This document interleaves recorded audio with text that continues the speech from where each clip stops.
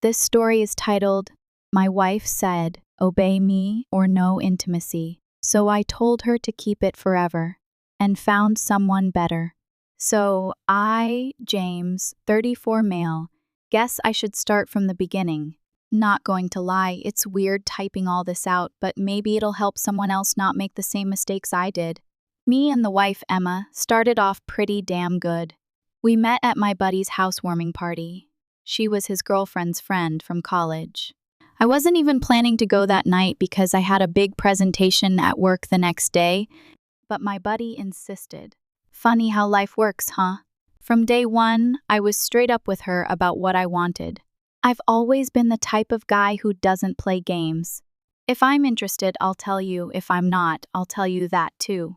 Some women don't like that direct approach, but she seemed to dig it. We dated for like a year and a half before I proposed.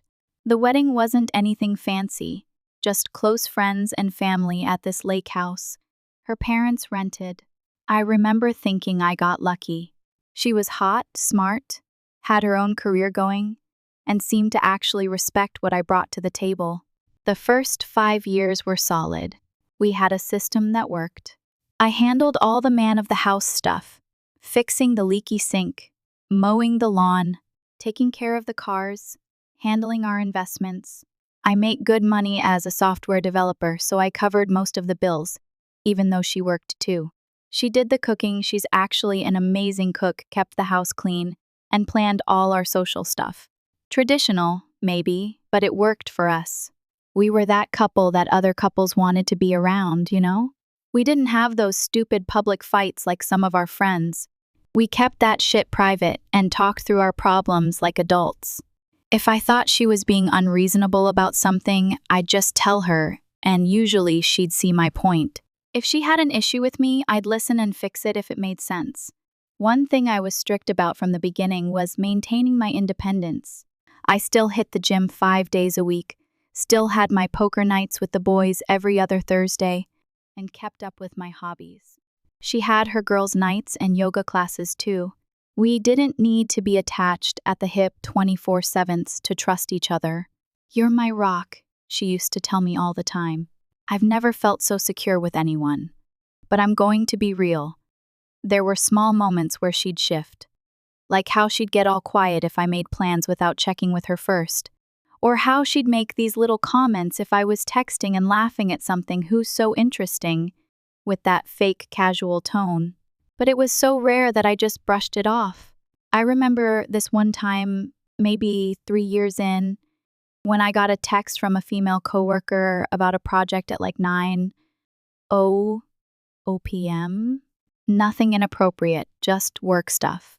Emma asked who it was, and I told her honestly. She made this joke like, "Should I be worried?" I laughed it off, but thinking back, she was testing the waters. Another time, I went on a business trip to Seattle for a conference. I was supposed to be gone for 3 days, but wrapped everything up in 2. So I came home a day early to surprise her. She acted happy to see me, but there was this weird moment where she seemed almost disappointed, like she had plans for her me time that I messed up. But again, I didn't think much of it. I thought we were rock solid. I had a good career that was taking off. We had just bought our house in a nice neighborhood. We were talking about maybe having kids in a year or 2. I was handling my business, keeping myself in good shape. I'm 6, was about 210 lbs, and around 15% body fat, then providing well, and thought I had a supportive partner who had my back. Man, I couldn't have been more wrong. The real test came when I got a call from a recruiter about a senior developer position at this hot new tech company. The salary was nearly double what I was making, stock options. The whole package, the kind of opportunity that could set us up for early retirement if things went well. When I told her about it, she seemed genuinely happy for me. She hugged me tight and even planned this nice dinner to celebrate. "You deserve this," she said, raising her glass. "All your hard work is finally paying off." So I started this new company, and it's everything the recruiter promised and more. The office is sick. Standing desks, free snacks, gym in the building, the works. My team is solid too, a bunch of smart people who actually know what they're doing, not like my last place where I was basically carrying the whole dev department. First few weeks were a grind, but in a good way. I was coming home pumped about the projects I was working on, telling Emma about the cool shit we were building. The money was awesome too. First paycheck hit, and I took her out to this fancy steakhouse we normally only went to on anniversaries. Ordered the good wine, the whole deal. She seemed happy for me, like genuinely happy, would ask me questions about work, seemed interested in the stuff I was doing. She even surprised me with a new laptop bag, since my old one was falling apart. I remember thinking how lucky I was to have a partner who supported my career like that. Then things started to change, slowly at first. We have this thing at the new job where the whole team goes out for drinks after our weekly sprint review on Thursdays, just a couple hours to unwind and talk about non-work stuff. Normal team building shit, right? First time I mentioned it to her, she got this little crease between her eyebrows. Every Thursday? Like a regular thing? Yeah, it's just a team tradition. I'll probably be home around 7:30 to 8. She made this HM sound but didn't say more. I didn't think much of it. Second week, I texted her that we were wrapping up and heading to the bar. She sent back, "Who's all going?" I just replied, "The whole team," and left it at that.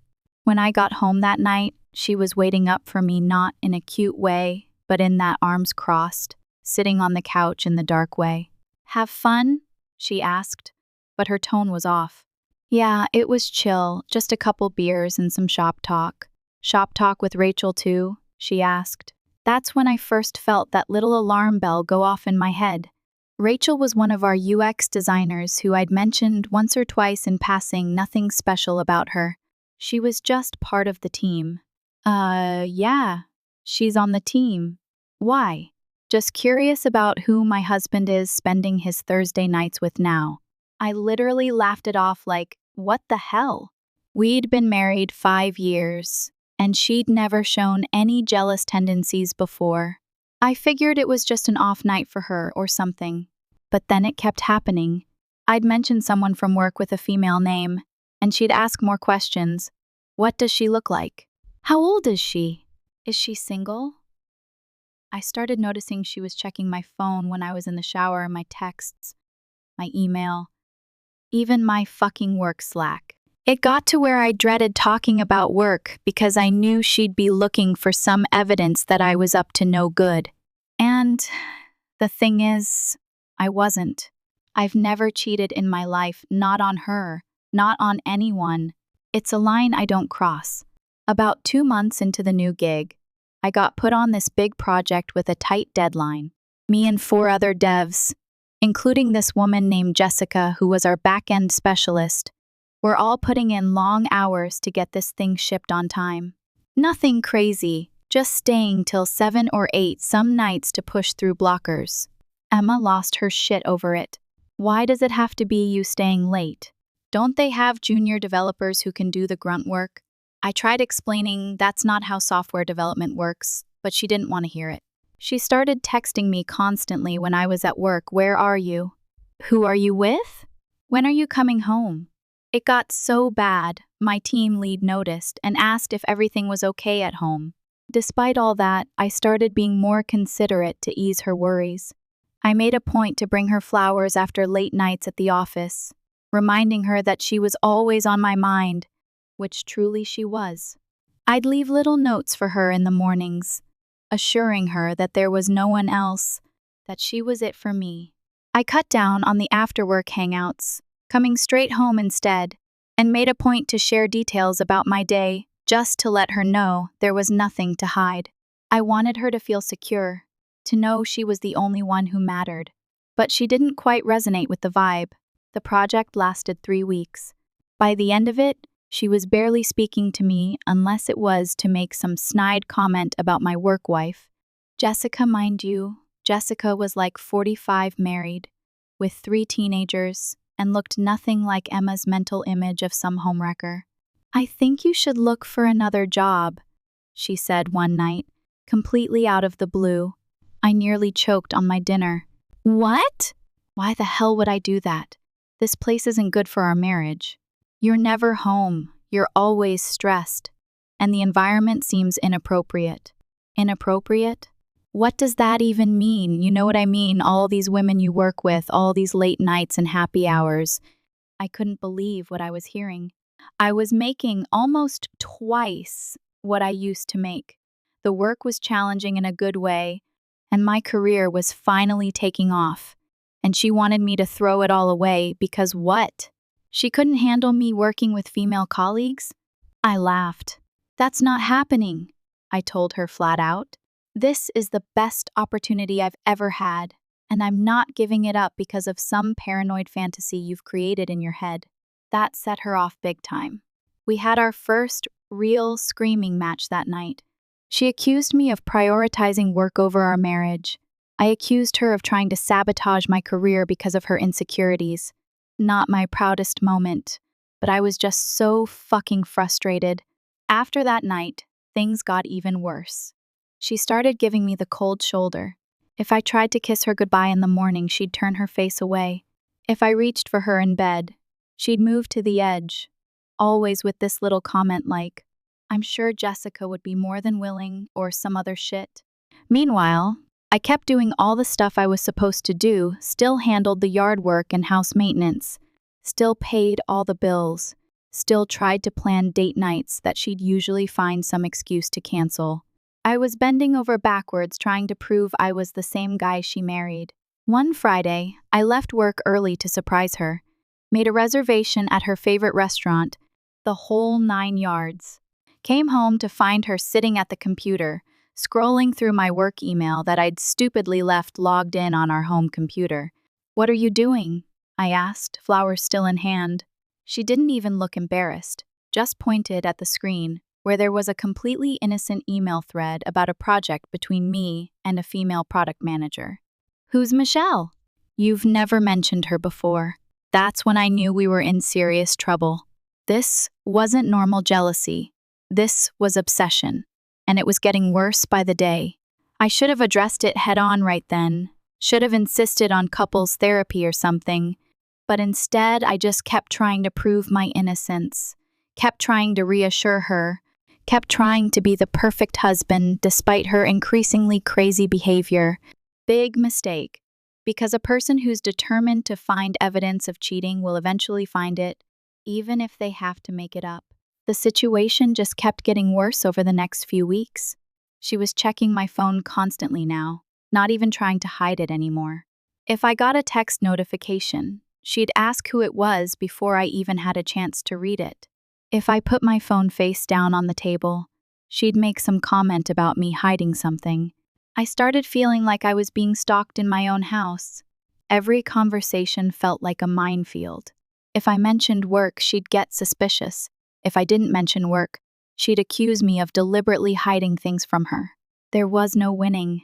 One night, I was in the shower when my phone dinged with a text. By the time I got out, she was standing there with my phone in her hand, face like a thundercloud. "Who the hell is Allison?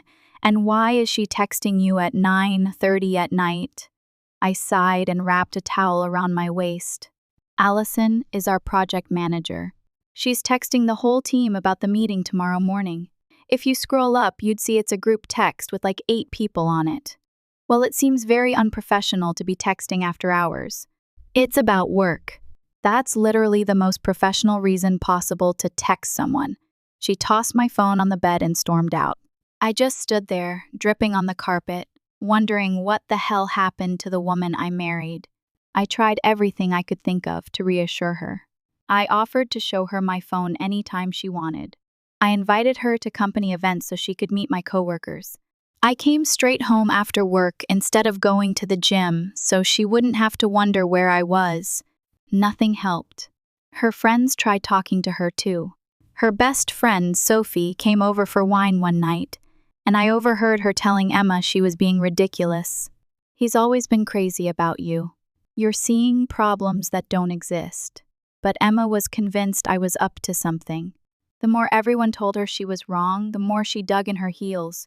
It was like she was determined to find evidence of me cheating, and if she couldn't find any, she'd just imagine it. After about 4 months at the new job, things came to a head. It was a Thursday, and I texted to let her know we were wrapping up a project and the team was going for a quick celebration. Drink nothing unusual. We'd done this dozens of times, and I'd always been home by 8:30. Her response, "Do whatever you want. You will anyway." I almost skipped the team thing because of that text, but my team lead insisted I come for at least one drink since I'd been leading the project. So I went, stayed for exactly one drink, and headed home. It was barely 7:15 when I walked in the door. She was sitting at the kitchen table, arms crossed. "Have fun with your work, friends?" she asked, voice dripping with sarcasm. It was fine, just a quick drink. We shipped the project on time. I'm sure shipping the project isn't all you did. I took a deep breath, trying to stay calm. "What's that supposed to mean? You know exactly what it means." Don't play dumb. I was tired, so fucking tired of this endless suspicion. "No, actually, I don't know what it means. Why don't you just say what you're thinking instead of these little jabs?" She stood up, getting right in my face. "Fine. I think you're sleeping with someone at work, probably Jessica or Rachel or whoever else you've been mentioning." I literally laughed, not because it was funny, but because it was so absurd. "You think I have the time or energy to cheat on you when I can barely manage to have a conversation with my own wife, without it turning into an interrogation? I'm working 50-hour weeks, then coming home to this every night, and you think I'm somehow fitting in an affair? People make time for what they want," she snapped. I shook my head. "This is insane. I've done nothing wrong, nothing. I got a better job, which benefits both of us financially, and somehow that's turned me into the bad guy? If it was just about the money, you could find another job that pays well, but you won't even consider it. So clearly there's something or someone keeping you there." That's when I realized how far gone she was. No amount of evidence or reassurance was going to change her mind. "I'm not quitting my job," I said firmly. "That's not happening. You need to find a way to deal with your insecurity because this isn't sustainable." Her eyes narrowed and then she dropped the bomb. "Listen to me carefully. If you don't obey me and quit that job, you can forget about ever touching me again. No bedroom activities whatsoever until you do exactly what I want. Your choice." I sat there, staring at her, waiting for her to realize the weight of what she had just said. Her arms were crossed, her chin tilted up slightly, as if she expected me to crumble under the pressure of her ultimatum, like she genuinely believed this would work, that I would break, beg, or at the very least scramble to prove myself worthy of her affection. That was the moment everything clicked. This wasn't just a heat-of-the-moment argument. This wasn't about a disagreement that escalated too far. This was a pattern, a cycle of control disguised as normal marital conflict, and I had played into it for far too long. I laughed, genuinely amused, which caught her off guard.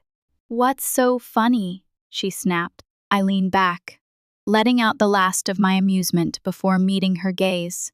"Perfect. Keep it forever." Silence. She blinked, as if waiting for me to take it back, to explain that I didn't mean it, that I was just angry. But I wasn't angry. I wasn't even hurt.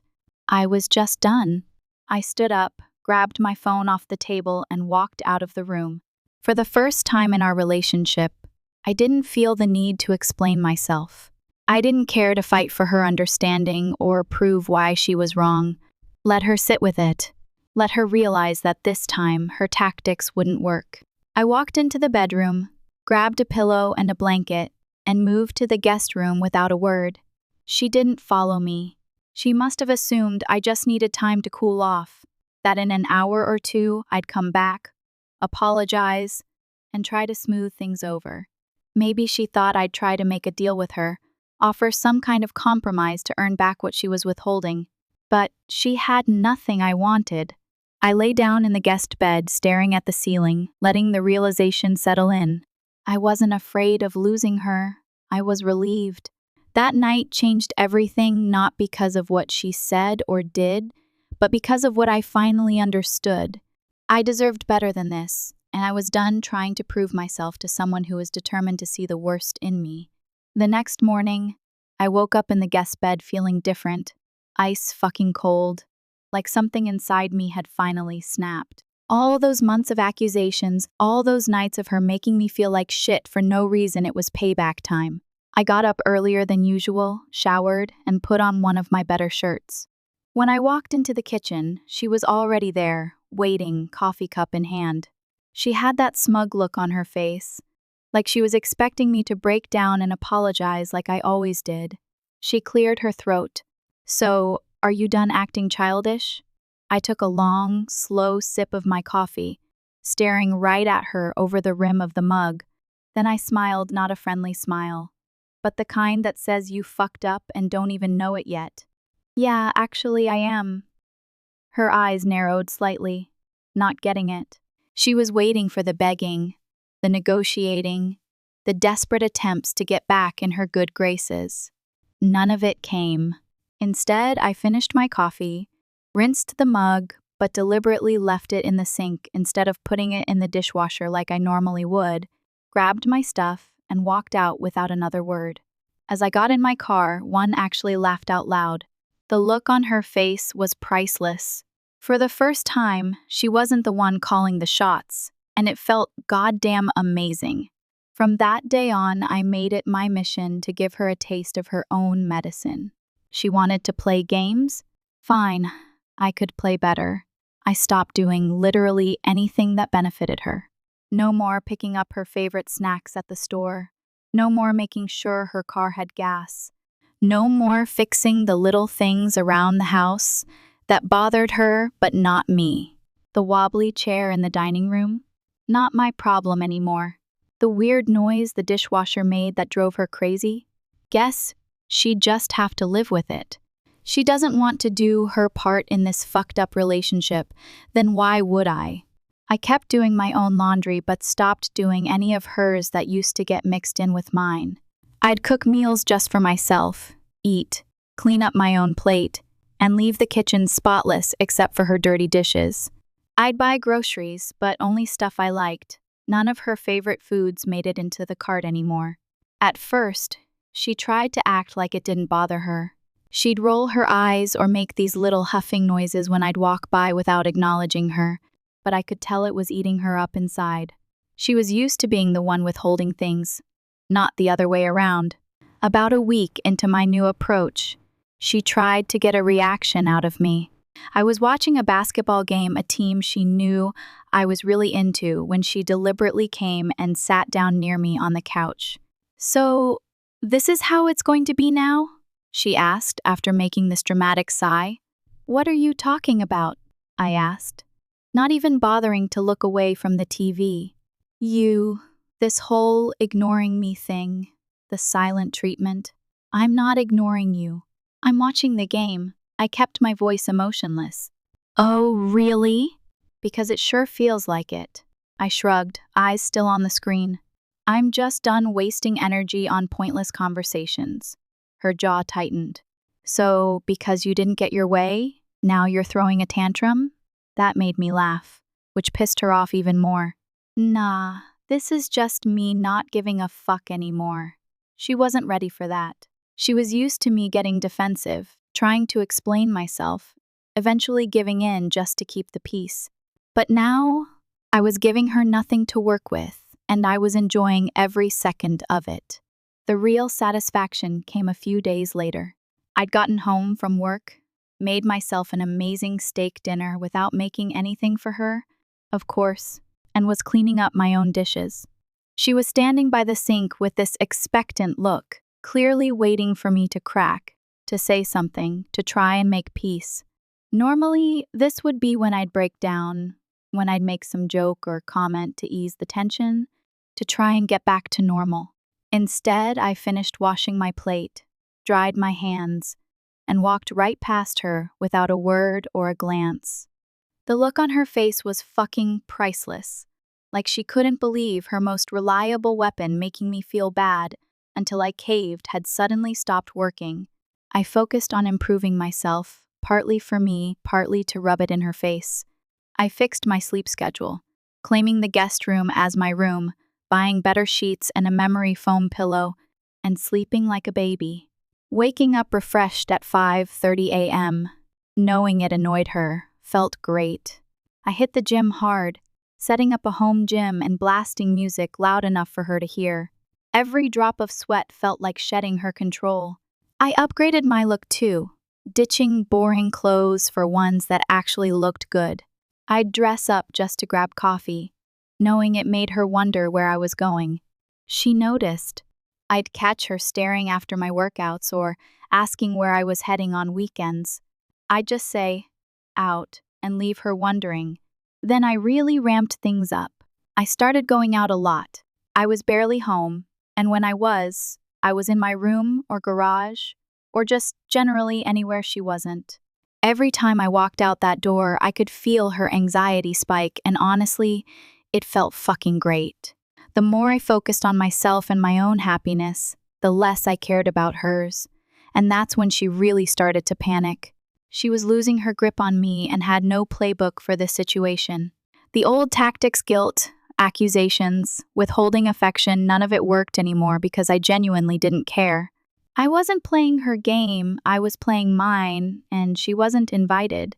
She tried to double down on the cold shoulder, thinking if she just held out long enough, I'd break. But days turned into weeks, and I seemed happier than ever while she was clearly miserable. Her little power play had completely backfired. Then came the shift in strategy. It all started one time when I was getting ready to head out on a Saturday night, dressed better than I used to when we went out together, smelling good, looking good. She appeared in the doorway of my room. "Are you going out again?" she asked, and for the first time, I heard something new in her voice, desperation. I glanced at her briefly while putting on my watch. "Yeah. With who?" The question slipped out before she could stop herself. I smirked, adjusting my sleeves. "Does it matter?" That hit her hard. I saw her physically flinch, her fingers tightening on the doorframe. For months, I was giving her just enough rope to hang herself with her own paranoia. "I just think it's strange," she said, trying to sound casual but failing. "You never used to go out this much." I turned to face her, my expression neutral. "Yeah, I never used to do a lot of things." She stood there, waiting for me to say something else, but I didn't. I grabbed my keys, walked past her, and left without another word. The look on her face was almost worth all the shit she'd put me through. A few days later, I came home from work to find her wearing this outfit she knew I used to like, hair done, nice, makeup on. She'd cleaned the whole house, made my favorite dinner, even bought that drink I like that she always complained was too expensive. "Thought we could have a nice night in," she said, trying to sound casual but coming across as desperate. "Not hungry," I replied, grabbing a protein bar instead. I already ate with the guys after work. I hadn't, actually, but watching her stare at the meal she'd prepared while I walked away, that felt good. Petty, maybe, but that "you should obey me" wasn't just a phrase, it was a slap in the face. Like I was some kid who needed to follow orders, not a grown man who'd built his life and career from the ground up. Well, she wanted obedience and control. I wanted freedom, and that moment, that was the line being drawn. During all that mess, her best friend, Sophie, had been coming over more often, supposedly to hang out with Emma. They would sit, and I was pretty damn sure Emma kept venting to her about me. But I also noticed that Sophie always seemed to find a way to talk to me alone. At first, I thought she was just trying to play peacemaker, get my side of the story. But one day, when I was working in the garage on my car, Sophie came out with 2 coffees, handed me one, and leaned against the workbench. "She's a mess, you know," Sophie said after a few minutes of small talk. I shrugged, focusing on the engine.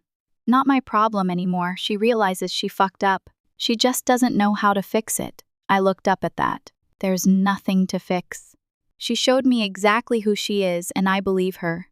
Sophie was quiet for a moment, then said something I didn't expect. I told her she was being ridiculous from day one. I said she was going to lose you if she kept it up. Smart woman, I replied. You've changed, Sophie said, studying me not in an accusatory way, just observing. Had to. No, I mean, you seem stronger now, more confident. It's, she paused, taking a sip of her coffee. It's a good look on you. I caught something in her tone that made me look at her more carefully. Sophie had always been attractive. Objectively speaking, probably more so than Emma. They'd been friends since college, and I'd always been friendly with her but kept a respectful distance. But now, I was noticing things I'd overlooked before. The way she maintained eye contact a bit too long, how she'd find excuses to touch my arm when making a point, the fact that she was coming over more often now that things between me and Emma were clearly on the rocks. These conversations became more frequent. Sophie would stop by, supposedly to see Emma, but would always find a few minutes to talk to me alone. At first, it was about the situation with Emma, but gradually it shifted to other topics, books, movies, her job, my job.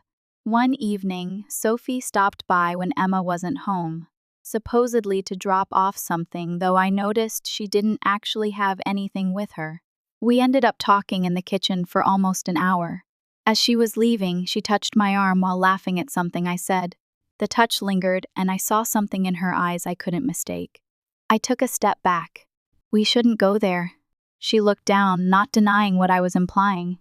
I know. I'm sorry. It's just seeing how she treats you and knowing what kind of man you really are. I'm still married, I reminded her. Unhappy but married, she nodded. I understand. For what it's worth, you deserve better. After she left, I thought about how Emma would react if she knew her best friend was developing feelings for me. Part of me was tempted to let something slip, just to twist the knife a little, but I decided against it not because I cared about sparing Emma's feelings, but because it would make me look like the bad guy, and I wasn't about to give her any ammunition after I'd spent so long being falsely accused. The irony of the situation wasn't lost on me, though. For months, Emma had been accusing me of being interested in other women, creating this whole paranoid fantasy about me cheating at work, and now here was actual temptation right under her nose from her own best friend, and I was the one shutting it down.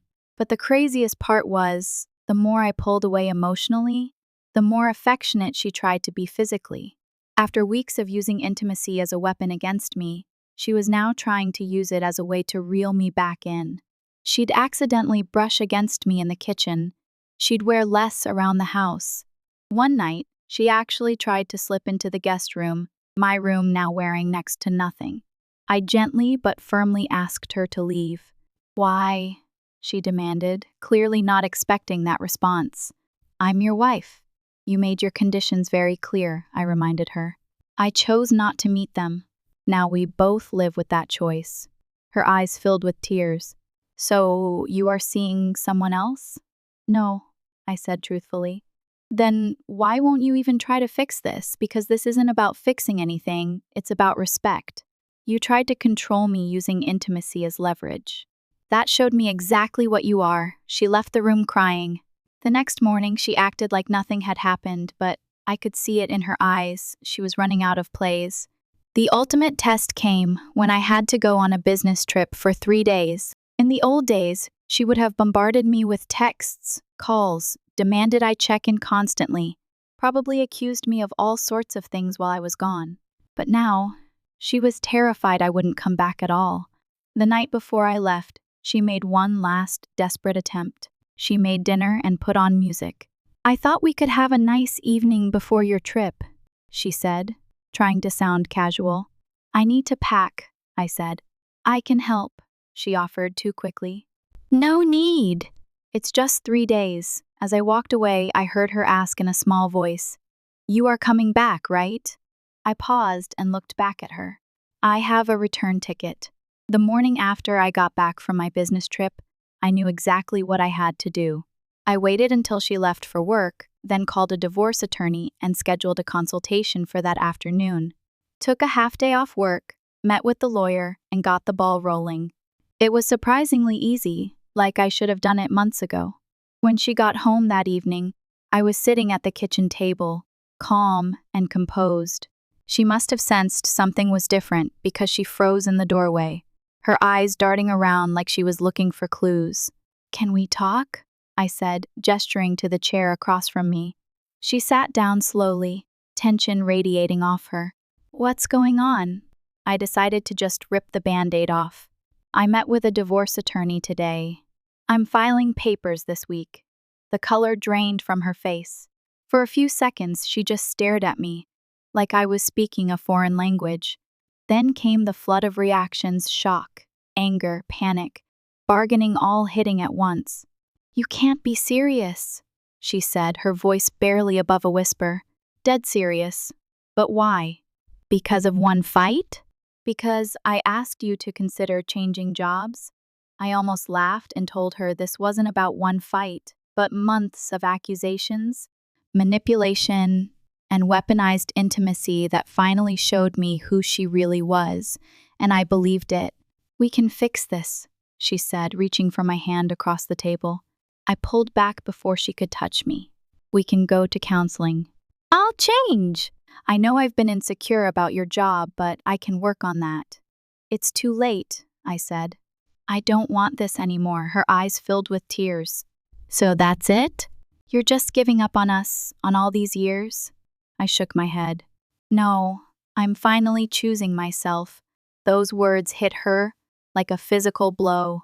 She recoiled, staring at me like she'd never seen me before, and maybe she hadn't. Not this version of me anyway. Not the version that wouldn't bend to her will. Once she realized I was serious, she went through every emotion in the book. Some days, she'd be furious, screaming that I was ruining everything over nothing. Other days, she'd collapse in tears, begging me to reconsider, promising she'd change, saying she'd do anything to save our marriage. Then she told everyone I was having an affair: friends, family, anyone who'd listen. Most didn't buy it, but some did. Her sister called, accusing me of cheating with Sophie, her best friend. I laughed. "There's nothing going on with Sophie or anyone. Your sister made that up." When she asked why I was leaving, I told her the truth. "Because your sister tried to control me with intimacy, didn't trust me, and I'm done." There was silence. Then, I didn't know about that part. I told her to ask about the ultimatum. She never called again. The divorce process itself was messier than I'd hoped. She fought me on everything: the house, the savings, even stuff that was clearly mine from before we got married. Her lawyer sent these ridiculous demands, probably hoping I'd give in just to get it over with. But I wasn't that guy anymore. I didn't cave. I didn't seek the easy path. I stuck to what was fair and refused to budge on the rest. And the thing with Sophie got complicated too. Word got back to Emma that Sophie had been stopping by to talk to me alone, and she absolutely lost it, accused us both of betraying her, said we'd probably been carrying on behind her back for years. It wasn't true, of course, but she needed someone to blame, and Sophie was an easy target. Sophie called me after their falling out, apologizing for making things worse. "I never meant for this to happen," she said. I saw how she was treating you, and it made me so angry." "It's not your fault," I assured her. She would have found some reason to explode regardless. "For what it's worth," Sophie said before hanging up, "I meant what I said. You deserve better." I moved out before the divorce was finalized. I couldn't take the daily drama anymore. The crying, the accusations, the desperate attempts to get me to change my mind. I found a decent one-bedroom apartment not far from work, packed my essentials, and left while she was visiting her parents one weekend. When she realized I was really gone, she showed up at my apartment. Don't know how she found the address. Probably from one of our mutual friends. She was a mess.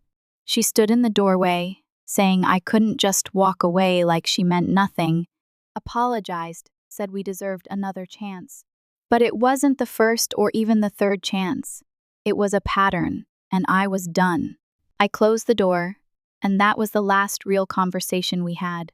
3 months later, the divorce was finalized. She didn't show. I felt nothing but relief. My apartment became a home simple, peaceful, and mine. I still hear about her. She jumped into another relationship and sabotaged it the same way. She tells people I cheated, though fewer believe her now. 2 months after the divorce, Sophie texted me. We met for coffee, which turned into dinner. There was this moment when we were walking to our cars when everything just clicked. I always wondered what would have happened if we'd met first, she said. We don't have to wonder anymore, I told her. We've been dating for 4 months now. Emma lost it when she found out, accused us of planning this all along. The irony, Sophie and I were only ever friends until after everything ended. The best part? Total trust. No checking phones, no questioning late work nights, no guilt trips. After years of walking on eggshells, it's like learning to breathe again. I know my worth now and what I won't tolerate. Walking away isn't weakness, it's choosing yourself. Sometimes the strongest move isn't staying, it's knowing when to walk. Better was closer than I thought. Just on the other side of a really bad marriage,